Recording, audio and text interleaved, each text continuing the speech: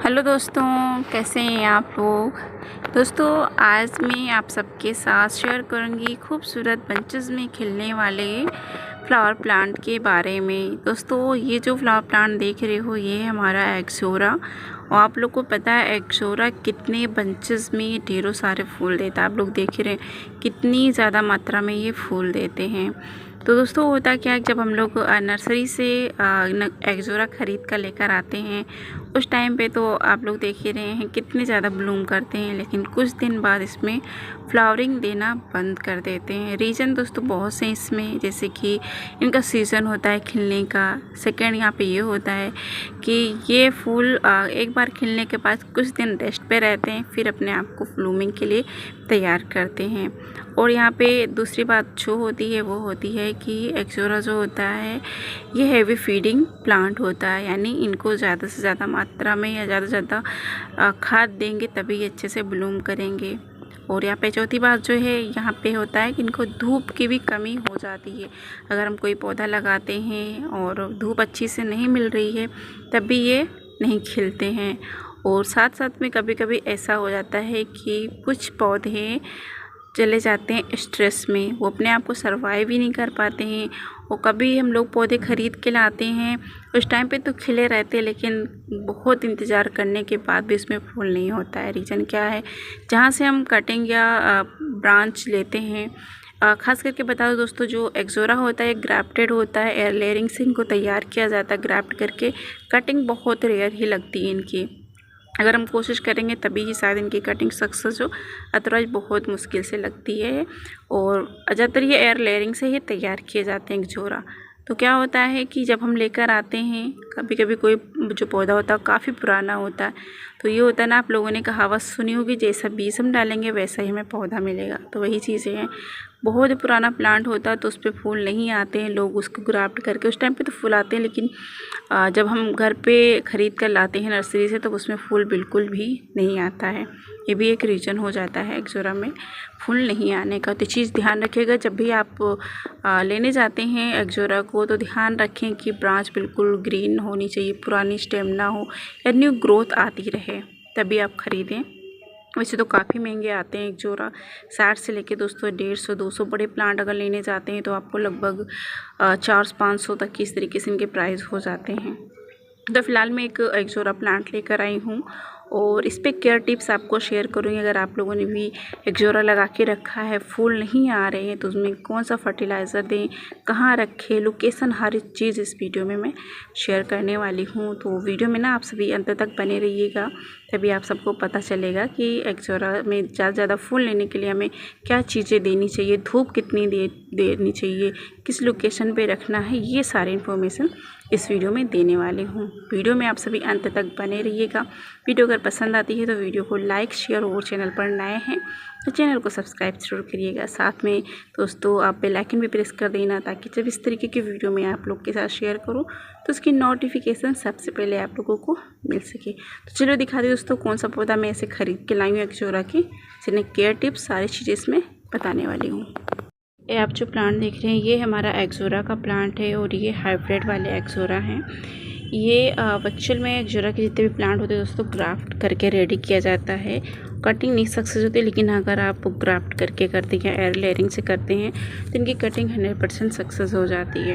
तो ये मैं ऑरेंज वाला लेकर आई थी जो कि हाइब्रिड वेराइटी का। इनकी पत्तियाँ आप देख सकते हैं, इनके पत्तियों से दोस्तों पता चल जाता है कि हाइब्रिड कौन से हैं और देसी कौन से हैं। तो काफ़ी इसमें बंचेस में दोस्तों फूल आते हैं, और इसको मैं 150 में ख़रीद के लाई थी। जब लाई थी तो उस टाइम फूल बहुत ही ज़्यादा आ रहे थे, क्योंकि एक बार जब प्लांट फूल दे देता है फिर दोबारा भी इनको में फूल लेने के लिए तैयार करना पड़ता है, और वो चीज़ें क्या होती है, हमें इनको फर्टिलाइज़ करना पड़ता है। और भी चीज़ें ज़रूरी हो जाती है जब भी हम नर्सरी से पौधे लेकर आते हैं, तो उनकी रिपोर्टिंग, मिट्टी और क्या बोलते हैं पॉट का सिलेक्शन भी अच्छे से करना होता है। नहीं तो क्या होता है कि जो हमारा अजरवेरा का या एक्सोरा जो भी प्लांट होता है ना, वो अच्छे से ग्रोथ नहीं कर पाएगा। तो फिलहाल अभी अच्छे से ग्रोथ कर रहे हैं, आप देख सकते हैं नई नई स्टेम पत्तियां निकल रही हैं। जब इस तरीके से नई ग्रोथ दिखे, नई पत्तियां निकले तो समझ आना चाहिए हाँ आपका प्लांट अच्छे से सफल हो गया है लगाना। नहीं तो अगर स्ट्रेस में रहते, पत्तियां मुरझाई रहती रिपोर्ट करने के बाद भी, तो समझ जाइए कि प्लांट आपका अच्छे से सेट नहीं हुआ है। कभी कभी ऐसा होता है ना कि पौधे लाने के बाद मर भी जाते हैं, तो ये चीज़ें भी हमें ध्यान रखना होता है। तो ये दोस्तों मैंने 6 इंच के गमले में लगाया था, ज़्यादा बड़ा प्लांट नहीं था। तो अभी तो फ़िलहाल देख के लग रहा है बड़ा हो गया है। मैंने यहाँ पे जो गमले हैं छोटे से लिए हैं, बट अभी कोई प्रॉब्लम नहीं है। जब भी नर्सरी से कोई पौधा लेकर आते हैं तो कोशिश करेंगे छोटे गमले में ही लगाएं। तो यहाँ 6 इंच का गमला लिया है। मिट्टी दोस्तों मैं बता दूँ, मिट्टी जो हमारी थी गार्डन सॉइल, हमारे वर्मी कंपोस्ट और सैंड यानी कि बालू की मात्रा, तीनों बराबर मात्रा में मिला के मैंने यहाँ पे सॉइल मीडिया रेडी करी थी, इसमें लगा दिया। आराम से चल भी रहा है। और धूप भी इनको ज़रूरी हो जाती है दोस्तों। धूप यहाँ पे मैं बता दूँ तो 1-2 घंटे ही रहती है, ज़्यादा धूप नहीं रहती, जिसकी वजह से दोस्तों फ्लावरिंग भी नहीं होती है। मेन रीज़न ये भी होता है कि अगर आपके फूल नहीं आ रहे पौधों में तो धूप की कमी है, इस चीज़ का भी ध्यान रखें। फिलहाल वो तो ठीक है, फ्लावरिंग तो एक बार मैं इनसे ले ही चुकी हूँ। नर्सरी से जब भी हम कोई पौधा लाते हैं तो कलियाँ देख कर, फूल देख कर ही लाते हैं। लाने के बाद में दोस्तों होता क्या है कि फूल देना बंद कर देते हैं। तो नर्सरी वाले क्या करते हैं, जब भी कोई पौधा सेल के लिए रखते हैं तो उनकी जो मिट्टी होती है दोस्तों बहुत ही अच्छी बनती है मिट्टी, क्योंकि वो लोग हमेशा लीप कंपोस्ट या कुछ ऐसा बूस्टर चीज़ें डाल देते हैं जिससे ना इनकी ग्रोथ अच्छे से हो और फूल ढेरों सारे आए। ये चीज़ें उनकी एक तकनीक होती है, क्योंकि जब अच्छे से फूल दिखेंगे तभी हम लोग बाय करेंगे। अदरवाइज़ फूल नहीं आ रहे तो कोई भी पौधे को बाय नहीं करेगा, तो लोग फूल देकर ही लेते हैं। वैसे ये येलो कलर का था, काफ़ी अच्छा कलर था, तो इसी वजह से मैंने इनको 120 रुपये में बाय किया था। और अच्छे से भी देख के भी लग रहा कि हाँ प्लांट हमारा सक्सेस हो गया है। तो ये भी छोटा सा गमला है तो पानी भी जल्दी सूख जाता है, तो सही भी है, ओवर वाटरिंग का डर नहीं रहता। तो यहाँ पे इनमें अच्छे से ग्रोथ और अच्छे से फ्लावरिंग पाने के लिए, प्लांट और अच्छे से हरा भरा रहने के लिए कि इनको हम दोस्तों देने वाले हैं खाद, फर्टिलाइज़र देने वाले हैं। वैसे जो वेस्ट फर्टिलाइज़र होता है मैं आप सबको बता देती हूँ, वो घर का बना हुआ खाद होता है। आप चाहें तो ऑनियन पील फर्टिलाइज़र दे सकते हैं, या फिर साथ में इनको आप सभी बनाना पील फर्टिलाइज़र दे सकते हैं। ये 2 चीज़ें जो होती फ्री में हमारे घर में होती ही हैं, इन्हीं से आप फूल पा सकते हैं ज़्यादातर। लेकिन यहाँ पे दोस्तों मैं एक बिल्कुल अच्छा और कारगर फर्टिलाइज़र देने वाली हूँ। ये हमारा है दोस्तों NPK 1919, जो कि बहुत ही अच्छा और असरदार, यानी बूस्टर ही बोल सकते हैं, प्लांट के लिए बेस्ट माना जाता है। तो ये NPK 1919 से मैं मंगा के ही रखे रहती हूँ हमेशा। प्लांट को जब भी नीड होती है तो देती रहती हूँ, लेकिन ये है मैं कभी ज़्यादा यूज़ नहीं करती हूँ, सोच समझ के प्लांट को फर्टिलाइज़र वगैरह में देती हूँ। तो ये NPK 1919 है, उसी को यहाँ पे लेना है। तो सबसे पहले दोस्तों कभी हम अगर खाद वगैरह देते हैं, पौधे को फर्टिलाइज़ करते हैं, उससे पहले हमें प्लांट की गुड़ाई कर लेनी चाहिए। मिट्टी देख सकते हैं कितनी सॉफ्ट मिट्टी है हमारे गार्डन की, इसी तरीके से आप सबको बनानी है। और एक चीज़ दोस्तों आप दिखा दूँ कि जब भी आप लोग सॉइल मीडिया तैयार करते हैं या पॉट बनाते हैं तो ध्यान रखें रिपोर्टिंग करते समय कि इनकी जो गमले की स्पेस या जगह होती है ना, थोड़ा सा बड़ा रखें, क्योंकि अगर बड़ा प्लांट है इनके रूट बाउंड होने का भी डर रहता है। अगर रूट बाउंड होते तो प्लांट की ग्रोथ नहीं होती। तभी तो आप देख सकते हैं कि इसमें रूट बाउंड नहीं है। अगर रूट बाउंड होती तो जड़ें ऊपर आती हुई दिखाई देती। तो यहाँ मैं थोड़ा सा आपको मिट्टी हटा के दिखा दे रही हूँ कि इसमें बिल्कुल भी रूट बाउंड नहीं है, तभी आराम से चल जाएंगे। तो मिट्टी मुझे इतना थोड़ा सी ज़्यादा लग रही है, इनको मैं हटा देती हूँ, थोड़ा सा ही रखूँगी, क्योंकि अगर ज़्यादा मिट्टी रही तो पानी क्या होता है ना ऊपर फ्लो करेगा, फिर इनको सही से नमी नहीं रख पाएंगे पानी में। तो फिलहाल क्या होता है ना, अभी मैं थोड़ी ही मिट्टी रखूँगी, कम से कम 1-2 इंच गमला हमारा खाली रहना चाहिए। ये गलती आप लोग मत करिएगा। और मैं इसको जब रिपोर्ट करी थी दोस्तों तो मिट्टी गीली थी, मिट्टी गीली होने की वजह से ना मिट्टी थोड़ा सी ज़्यादा इसमें आ गई थी, तो पानी क्या हो रहा था, रुक ही नहीं रहा था, ऊपर फ्लो हो जा रहा था। तो अभी यहाँ मैं 1-2 इंच की मिट्टी खाली करूँगी। तो कभी भी आप रिपोर्ट करते हुए ध्यान रखें कि पूरा ऊपर गमला ना भरें, 1-2 इंच ज़रूर खाली रखें, ताकि हम कोई खाद वगैरह दे रहे हैं या मिट्टी पानी दे रहे हैं तो उसमें रुका रहे, स्थिर रहे थोड़ी देर। वैसे तो नीचे सूख ही जाएंगे, लेकिन अगर नहीं रुकेगा पानी तो मिट्टी या जड़ों में नमी नहीं रहेगी। चीज़ का दोस्तों ध्यान रखें, गलती ना करें। इतना फ़िलहाल खाली 1 इंच तो होगा ही, मैंने खाली कर दिया। और खाद दोस्तों कैसे देना है वो भी बता दूँ। यहाँ पे मैं दोस्तों ज़्यादा नहीं लूँ क्योंकि हमारा छोटा सा ही पौधा है और इतना बड़ा पौधा नहीं, गमला भी हमारा ज़्यादा से ज़्यादा 6 इंच का ही है, तो इतना काफ़ी है।